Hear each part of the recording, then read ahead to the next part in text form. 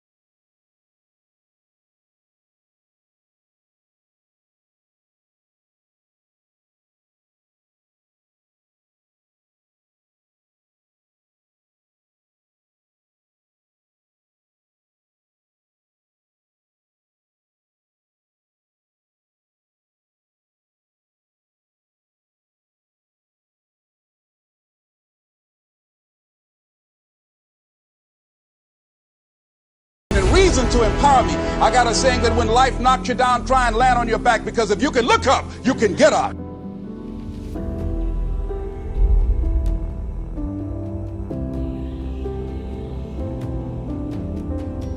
You don't have to be grim, but you do have to be serious. Hey, everybody hopes things will get better, but remember, the future does not get better by hope. It gets better by plan. And hope unaided by clear plans can finally become an illness. There's a Bible phrase that says, hope long delayed makes the heart sick. It's a sickness. I used to have the illness known as passive hope. It's bad. And there's one that is even worse, and that is called happy hope. That is really bad. The man is 50, and he's broke, and he's still smiling. That's bad. So get serious. Make plans. Put them on paper. My suggestion from experience. There's a phrase from the Bible that goes, without dreams and vision, we perish. How true. Humans have this unique ability to aspire, to dream, to go for something, to become something. Without that, life is not life. We must have dreams and never give up on our dreams. I'd like to share a few ways your use of time are affected by or influence the achievement of your goals. Have you ever thought that without some very clear written goals, you never even need to consider managing your time? Time essentials come from objectives well defined. Time can't be critical if objectives aren't defined. Now you might be one of those uniquely fortunate individuals who can keep all their objectives and purposes clearly defined in their minds and operate from that. But I wouldn't take the chance. Write your goals down and set careful priorities. Sometimes priorities are determined by the season. For a farmer in springtime, the season dictates his most important activities. During the spring, a farmer must work around the clock, burn the midnight oil, and keep the equipment running because he has only this small window of time for the planting of his crops. One of the difficulties of living in an industrialized society is the losing of the sense of seasons. When to pour it on, when to ease back, when to take advantage. It's easy to keep going from 9 to 5, year in and year out, and lose a natural sense of priorities and appropriate time. Don't let one year just blend into the next. Keep an eye on your own seasons, lest you lose track of values and substance. Part of setting priorities is learning to separate major activities from minor activities. This is a whole skill in itself, but once you have learned it, it will pay dividends you won't believe. So learn to put everything on your mental scales to be carefully weighed before you spend time or money. Of your sanity is socially distributed. And what I mean by that is, well, let's say that you know how to behave. You're well socialized. You can play with others. Now, I said already in this conversation, if you didn't learn to play with others between the time you were 2 and 4, you will never learn. And psychologists have beat their heads against the wall trying to rehabilitate antisocial children. They can't do it after the age of 4. Is that because areas of the brain just don't develop? Well, it seems to be partly because the kids fall farther and farther behind. So let's say you make the leap from egocentric dependence on your mother at 2 and 3 to immersion in a peer group.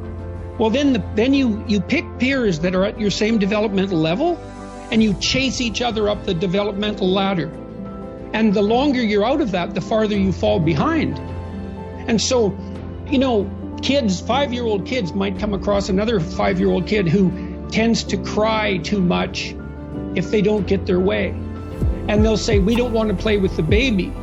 And what they're saying is, we have to find someone who's at our developmental level, shares our developmental horizon, so that we can mutually scaffold our further development. Now, they're not going to say that, obviously, but that's the situation. And kids test each other out when they first meet. So do adults. Game. Can you play? Are you playing at the same level as me? I'm playing my game at the level that will further my development. Can you play along with me? If not, well, maybe you're lower in status and I can pull you up as a mentor. Maybe you're higher in status and I can learn from you, but if you're a peer, we can play together. Anyways, if you're acceptable to your peers and you behave well, they'll accept you. And then they tell you all the time if you're acting appropriately. You know, if your jokes are funny, if you're dominating the conversation, if you're bringing something of value to the table. And all you have to do is pay attention to the social cues, and you'll keep yourself regulated. And at the end of the day, you're going to get what you focus on. They're both true. This is both the most amazing time that's ever happened, ever in recorded history. And yet real things that are terrifying are also happening. But where you put your energy, where you put your attention, where you put your focus, is going to determine what you see. And that is the most fascinating and the most important thing you have to understand about the way that your mind works. You get what you focus on. If you focus on the things that are bad, they will become real. They will become exaggerated. They will begin to monopolize your thoughts. You'll see them everywhere. It's called the reticular activating system. Your mind is literally designed to pay attention to the things that you notice. Once you notice a certain car, you see it everywhere. Once you notice a certain dog, you see it everywhere. Once you hear a certain name for the first time, suddenly you realize that that name has been all around you this entire time. But now that you're focusing on it, now that you're looking for it, it is everywhere. So whatever you look for, it's going to be everywhere. If you look for the negative, it'll be there. But if you look for the positive, it will overwhelm you. When you manage something, you do so to keep it going. Well, you don't need to keep time going. You don't even need to watch it. You can be completely unaware of it. You can go to sleep. Doesn't matter. Time just continually moves. Doesn't need you. It doesn't need me. It just keeps moving. We don't need to do time management because there's nothing to manage. It's automatic. It continually moves. What we need to do is priority management. With the time that is continually slipping away from us, we need to manage our priorities to maximize the time we have. So don't manage your time, maximize your time. How? By doing the things that are the most important to do at that moment. Make every day your masterpiece.